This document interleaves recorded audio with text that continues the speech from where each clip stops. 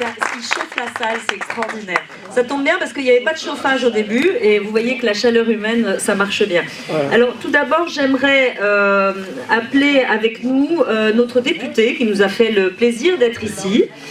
Nous avons été adversaires à un moment, mais voilà, les choses font qu'il nous fait la courtoisie républicaine de venir et nous l'accueillons avec grand plaisir. J'appelle François Chollet, le maire de Villemoisson-sur-Orge également. François, si tu veux bien nous rejoindre. J'appelle ma collègue conseillère régionale Mati Kenya, si elle veut bien venir nous rejoindre.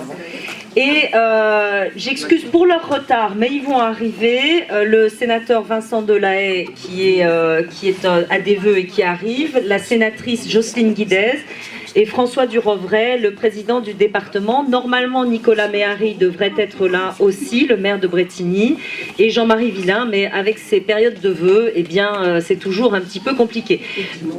Et d'inondation. Et Bernard Zunino, normalement, qui doit être là, mais je vais appeler Joseph Delpic, maire adjoint de Saint-Michel-sur-Orge, qui va venir le représenter.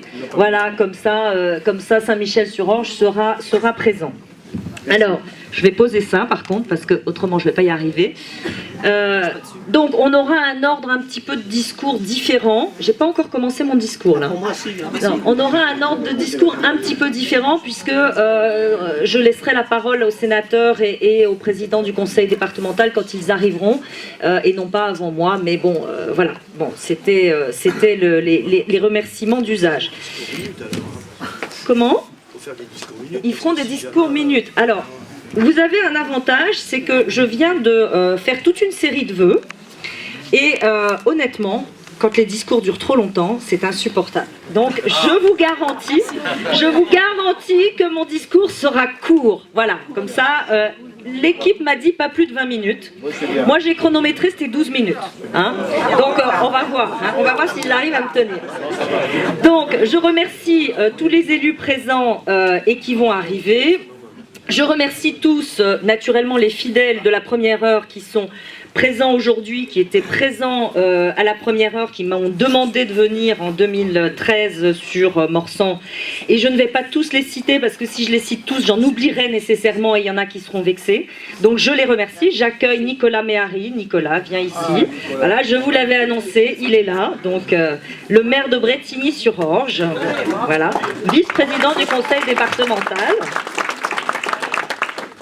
Et je remercie ceux qui sont aujourd'hui la colonne vertébrale d'Ensemble Agissons pour Morsan et qui me supportent et supportent les contraintes de l'opposition quasiment tous les jours. Alors je veux dire Nicole Lebeau, qui est ici, et vous pouvez les applaudir les uns après les autres parce que c'est facile.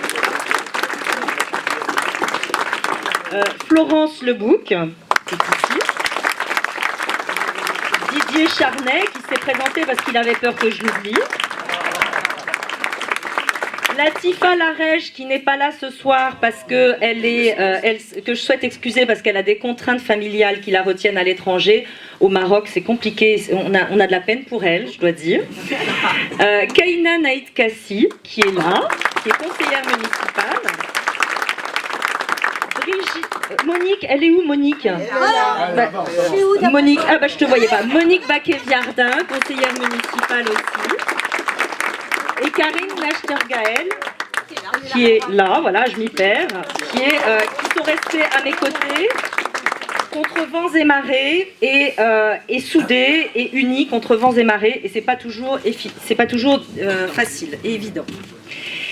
Avant de commencer mon discours, je souhaite rendre un hommage.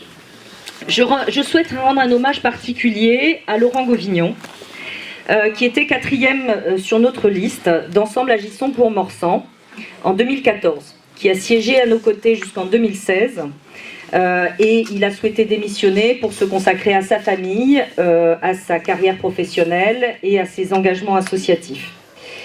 Laurent est brutalement disparu à 45 ans le 12 janvier dernier à l'étranger alors qu'il était en vacances avec son épouse Marion.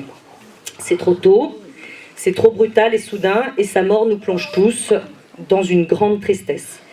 Je tiens par ces quelques mots à adresser toute mon amitié et mon affection à sa famille, ses amis et à tous ses proches. Laurent était un homme toujours positif, avec ce petit sourire, cet air moqueur, qui faisait à la fois son charme et qui traduisait son regard sur la vie. Savoir s'attacher à l'essentiel et se dégager de ce qui ne l'est pas.